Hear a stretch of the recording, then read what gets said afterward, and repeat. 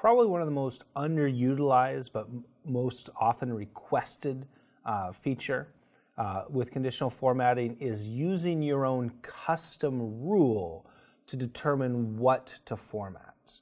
So lots of times people ask, how would I make an entire row turn a color? Like what if I wanted to highlight something very specifically? And the answer to that is, well, you can do it using a custom row, or a custom rule, pardon me. And so to do this, what I've done first is I've selected everything. Now, one really first important thing to point out, up in the top right corner of my screen, I've created a little box where I said highlight issue, and I just typed in the letter B. So I'm going to use these issues right here in column J, and I want to highlight just the B's, or just the D's, or just the C's, and I'll be able to type a different thing in there. The other thing to point out is that when you make a rule for a range, like what we're doing right now, this cell in the top left corner, A2, that is the kind of the cell that everything's being written for. So you have to pretend that you're writing a rule for A2, but you have to write it in a way so that it will be applicable to everybody. So to do this, we go to conditional formatting, and we actually just go down to where it says new rule. So you can always choose from those options up above, but to create a custom rule, we would just say, okay, I want a new rule, and this box is going to pop up. You can go by all the different rule types right here. You can see all the stuff we've already done have been used. And then at the bottom it says use a formula to determine which cells to format. So the first thing you have to do is you actually have to custom format it because it doesn't come with any options. So you click the format button right here. And I'm just going to do something really simple, and I'm just going to make it, like a light blue. Maybe even a lighter blue. So really nothing big. It's just going to be blue that way. Now here, what I'm doing is I'm writing a formula that has to be true. So I have to use an equals, and I have to write something equal to something, or something greater than something, or something less than something, or anything like that. And the first thing I do is I want to point everything to that cell up there that's P1. And I actually called it HI. So HI, or I could do $P $1.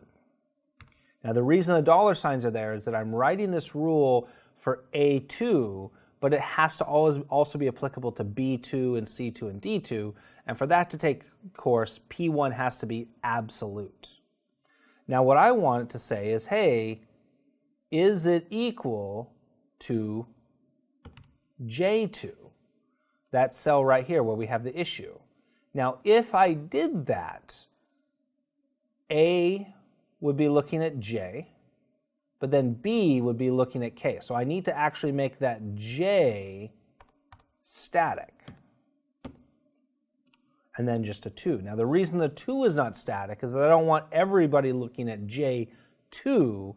I want every cell in my range looking at the J row of their row. So 2, 3, 4, 5, 6 doesn't matter, but J. And is it equal to P1, that very specific cell up here at the top? And when I say OK to this, all the B's you're going to see go all the way across. So it's not just one cell, it would be the entire row going all the way across. So that's the rule where you have a partial reference. And usually if you want it to be a row, you can assume it's going to be $letter number.